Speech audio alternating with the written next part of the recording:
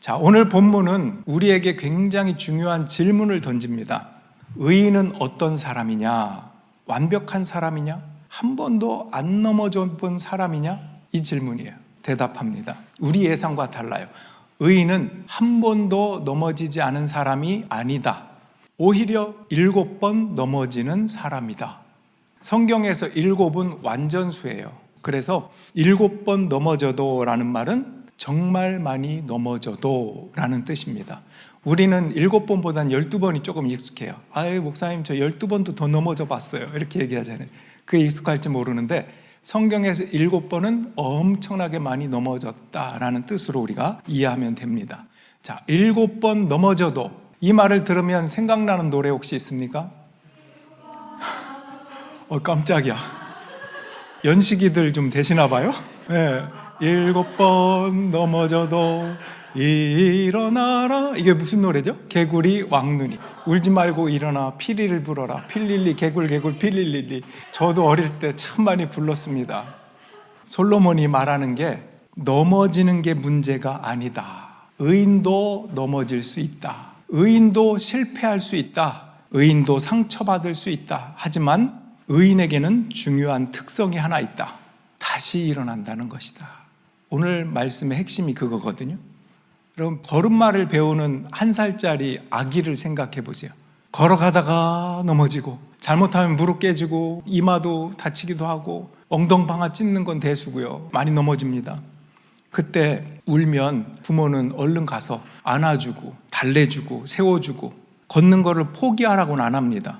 야, 너 걷는 거 보니까 딱 보니까 안 되겠다. 소질이 없어. 넌 누구 닮은 거니? 내 자식이 아닌 것 같아.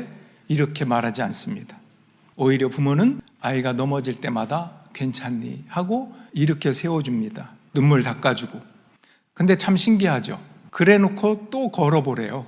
괜찮아 해놓고 또 걷는 걸 허용합니까? 안 합니까? 허용해요. 다시 해보자. 왜 그럴까요? 부모는 알기 때문에 그래요. 넘어짐이라고 하는 것은 아이가 망가지는 과정이 아니라 자라는 과정이라는 것을 부모는 너무나 잘 알기 때문에. 그렇죠. 부모의 사랑이라고 하는 것은 아이를 한 번도 안 넘어지는 아이로 키우는 사랑이 아닙니다. 넘어져도 다시 일어날 줄 아는 아이로 키우는 사랑이 부모의 사랑이죠. 마찬가지로 이 부모의 사랑은 하나님의 사랑을 닮은 것 같아요. 하나님은 우리가 넘어졌을 때 손을 내밀어 주시고 다시 일으켜 세우시고 넘어지는 과정을 또다시 허용하십니다. 그분은 우리의 기초가 되시고 뿌리가 되어주셔서 우리를 세워주시는 분입니다. 우리 대나무를 생각해 보면 태풍이 불 때 다른 나무들은 뿌리까지 뽑힐 수도 있어요. 강한 바람이 불면. 근데 이 대나무는 땅에 막 닿아요. 휘어져요. 부러질 것 같아. 근데 바람이 지나고 나면 다시 일어섭니다. 자, 보세요. 지상부에 노출된 거는 어느 정도 뿌리가 노출되어 있긴 해요. 그러나 그 밑으로 뿌리가 더 깊게 있고요. 특별한 게 있어요. 대나무 종류 중에 대다수가 이제 저런 경우가 있는데 같은 군락 안에 이렇게 수평으로 뿌리 줄기가 연결되어 있습니다. 서로가 연결이 되어 있는 거예요. 그물망처럼 쫙 퍼져 있는 겁니다. 그러니 바람이 아무리 불어도 뿌리가 뽑히는 일은 거의 없습니다. 그러니까 잠언이 말하는 것은 그렇습니다. 성도의 삶도 눈에 보이는 힘만으로 버티는 게 아니다. 그 밑에 보이지 않는 하나님이 너를 지탱하고 있다는 것, 그것으로, 그 뿌리로 우리는 버티는 거다. 그게 의인이다. 결국 핵심은 나는 얼마나 안 넘어지느냐, 이게 핵심이 아니라 내가 넘어졌을 때 다시 일으켜 세워줄 그 하나님과 연결이 되어 있느냐, 그분이 나의 뿌리이시냐, 이 점이 중요합니다. 사도 바울은 이것을 약간 다른 각도로 로마서에서 의인은 믿음으로 산다, 이렇게 선언하기도 합니다. 자, 오늘 말씀을 다시 한번 보여주시고 읽겠습니다. 의인은 7번을 넘어지더라도 다시 일어나지만 악인은 재앙을 만나면 망한다. 혹시 여러분 중에 넘어지고 나면 난 실패했다, 나는 안 되는구나, 하나님은 나를 도와주지 않으시는구나, 이렇게 절망하는 감정에 휩싸이는 분이 있나요? 종종 그렇죠. 우리들 그렇습니다. 근데 사건과 해석을 잘 구별하는 것도 지혜입니다. 어떤 게 사건이고 어떤 게 해석인지를 구별하는 것. 넘어짐은 사건이고 실패했다, 끝났다, 이것은 해석입니다. 여러분은 살면서 어떤 시험들을 보셨나요? 중간고사, 기말고사, 수능, 운전면허, 온갖 자격증, 취직시험, 승진시험, 영어시험, 굉장히 많은 것들을 봅니다. 그런 시험뿐 아니라 목사님 결혼하고 나니까 진짜 시험인 것 같아요. 자녀를 키울 때는 특별히 시험 범위가 기간이 정해져 있지 않아요. 매일이 시험이에요. 이 아이를 내가 어떻게 키워야 되나 시험에 들기도 하고 늘 그런 과정들을 우리는 겪어옵니다. 우리는 넘어졌을 때 너무 쉽게 사건에다가 엉뚱한 해석을 붙이곤 합니다. 시험에 떨어졌다? 나는 실패했다. 안 되는 사람이다. 사업에 실패했다? 역시 나는 실패자다. 관계가 깨졌다? 나는 사랑받을 자격이 없는 사람이다. 이렇게 쉽게 해석을 붙입니다. 여러분 아까 걸음마 아기 얘기했는데 그 아이가 조금 크면 또 자전거 타겠다고 난리죠. 그럼 자전거를 또 태워줍니다. 자전거 타면 한 번도 안 넘어지는 아이 있나요? 없어요. 넘어지고 또 넘어지고 깨지고 울고 또 이렇게 세워주고 그렇습니다. 근데 이거를 해석하진 않습니다. 실망이다. 너 넘어지는 거 보니까 아까 얘기한 것처럼 나를 닮진 않았구나. 도대체 누굴 닮은 거니? 아예 간둬라. 이렇게 실패자로 해석하지 않습니다. 부모의 역할은 사건과 해석을 잘 구별해주고 격려하는 지혜자 역할, 이걸 하는 거예요. 예언자가 될 필요는 없어요. 그럴 줄 알았다. 내 말 안 듣면 그런다고 했잖아. 그렇게 됐지. 굳이 예언자가 될 필요는 없습니다. 부모는 자녀의 실패를 일일이 다 막아줄 수는 없어요. 오히려 사건과 해석을 구별해주는 지혜로 그 아이를 격려하고 응원해줄 수는 있습니다. 나아가서 부모는 이런 엉뚱한 해석이 아니라 해석을 할 거라면 주님의 해석을 해야 돼요. 하나님이 우리에게 뭐라고 해석하십니까? 너는 내 사랑하는 아들이야, 내 딸이야. 오늘 찬양처럼 네가 기도하는 것보다 더 응답할 거야. 너는 정금과 같이 될 거야.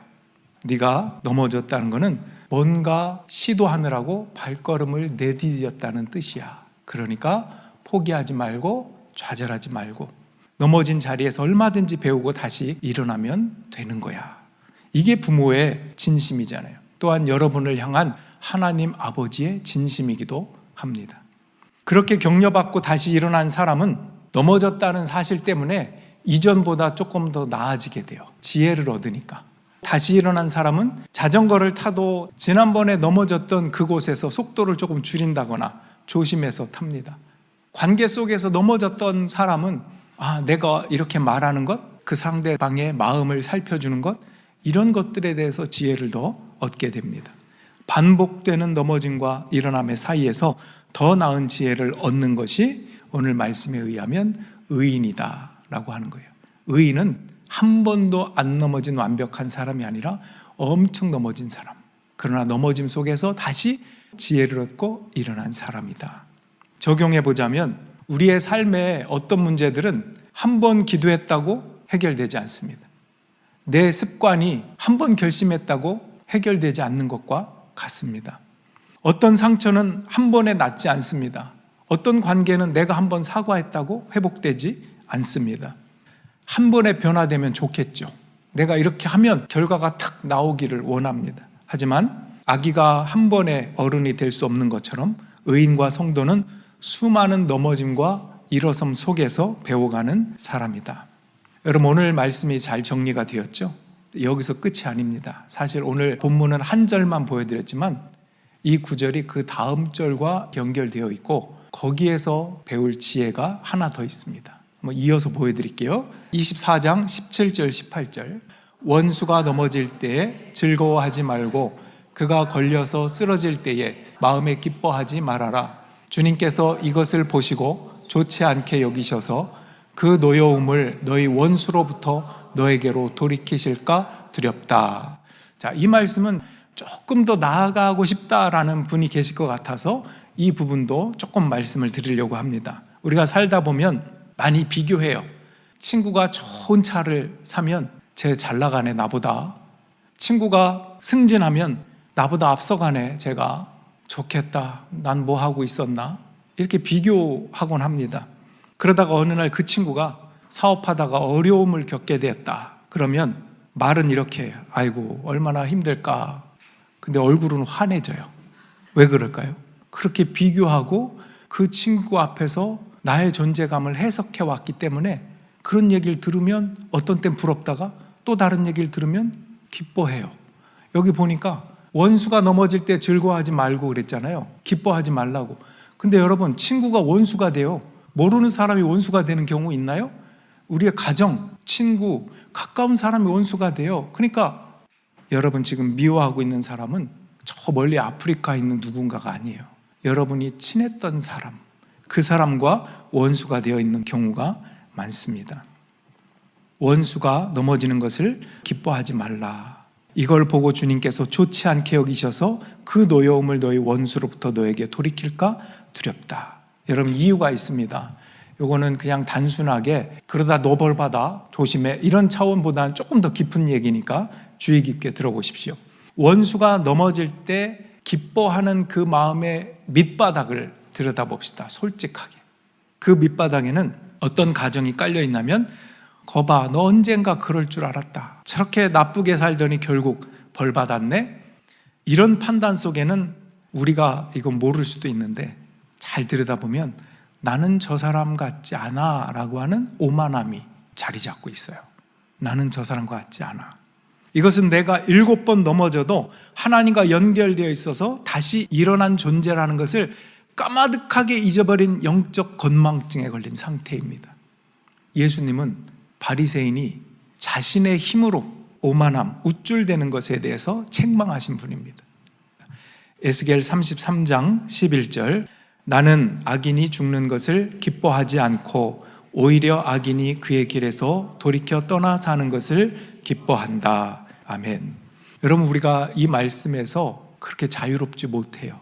우리의 마음을 하나님은 아시죠. 또 우리의 솔직한 마음을 우리 스스로 압니다. 아무리 못된 원수라도 그 역시 하나님이 사랑하는 자녀일 수 있다라고 하는 게 전제되어 있습니다. 그가 재앙을 만나 엎드러질 때 그 옆에서 손뼉을 치면서 기뻐하고 좋아한다면 하나님 아버지의 마음이 어떻겠냐? 그건 바로 아버지의 마음을 모르고 탕자가 돌아왔을 때 불평하던 탕자의 형의 마음이 아니냐. 탕자가 돌아왔을 때 기뻐하기보다는 네가 어떤 주제에 돌아와가지고 이러고 있고, 그 아버지가 잔치하고 소를 잡아주는 거에 대해서 불만을 갖고 원망을 하고, 이게 뭐죠? 내가 아버지와의 관계 속에서 기뻐하는 자가 아니라 비교, 부러움, 자랑, 이 세상적인 것들이 가득 차기 때문에, 그것으로 나를 정체성을 세워왔기 때문에 우리는 그런 것을 느낀다는 것입니다. 그리고 그 원수가 잘못될 때 통쾌하다 하면서 내 마음의 교만함을 여지없이 드러낸다라는 것입니다. 우리가 누군가의 몰락을 기뻐하는 순간 우리는 은연중에 하나님이 계셔야 할 심판석에 내가 앉는다, 그런 오만함에 빠진다. 근데 여기에서 벗어나는 것이 지혜라는 것을 이렇게 가르쳐주고 있다는 것입니다. 그리스도께서 나의 죄와 나의 넘어짐을 받아주셨기 때문에 내가 일어난 것처럼 너도 일어날 수 있어. 원수를 향해서 내가 용서받은 것처럼 너도 용서받을 수 있어. 네 죄가 내 숨은 죄보다 더 큰 건 아니야. 나도 죄인이야. 하나님 앞에서 그분이 기회를 주신다면 너도 변할 수 있고 나도 변할 수 있어. 이런 마음으로 원수를 위해 기도하라고.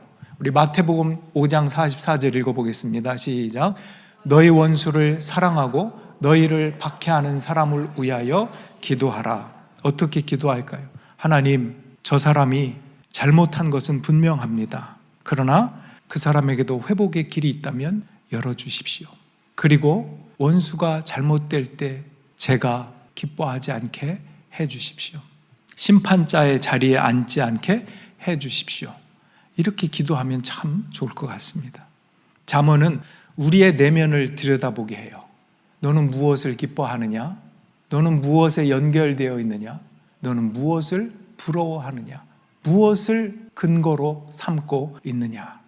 이렇게 묻고 있는 듯합니다. 오늘 말씀을 신약의 말씀으로 정리하고 싶어요. 요한복음 21장에 예수님이 배반한 베드로를 향해서 주신 회복의 말씀이에요. 예수께서 세 번째로 물으셨다. 요한의 아들 시몬아, 네가 나를 사랑하느냐? 그때 베드로는 예수께서 네가 나를 사랑하느냐 하고 세 번이나 물으심으로 불안해서 주님께서는 모든 것을 아십니다. 그러므로 내가 주님을 사랑하는 줄을 주님께서 아십니다 하고 대답하였다. 예수께서 그에게 말씀하셨다. 내 양떼를 먹여라. 아멘.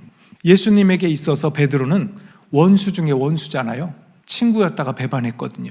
제자였다가 스승이었던 본인을 배반한 거 아닙니까? 그러나 예수님은 넘어진 베드로를 과거의 실패만을 보지 않으셨습니다. 그가 일어나게 하시고 걷게 하시고 다시 사랑하게 하시고 다시 맡은 바 일을 감당하게 하셨습니다. 우리의 삶에 여러 과정들이 있을 거예요. 넘어지고 일어나는 그 반복되는 과정. 우리의 삶의 과정이 주어지는 이유는 다시 일어나 살아가라는 부르심이에요. 야, 너 됐어. 끝났어. 너는 볼 것도 없다. 이거 아니고요. 넘어졌구나. 어디 다친 데 없어? 괜찮아. 다시 걸어. 그리고 그걸 배우고 지혜와 믿음으로 하나님을 향해서 가까이 가.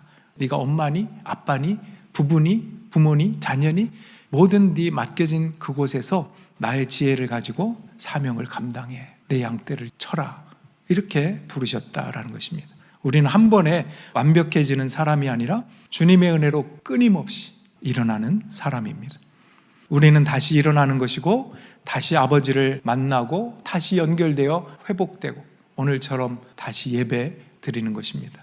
그것은 주님의 사랑을 만났던 복음의 자리를 근거로 해서 우리가 일어날 수 있는 것입니다. 저와 여러분들은 많이 넘어졌다가 일어난 사람들입니다. 긍정하십니까? 많이 넘어져 보셨죠? 또 많이 일어나서 하나님의 말씀을 붙잡고 살려고 발버둥 치고 있습니다. 어느 순간 어느 때든 주님의 은혜의 마음을 기대어서 다시 일어나 살아나는 저와 여러분들의 삶이 되기를 주님의 이름으로 축원합니다.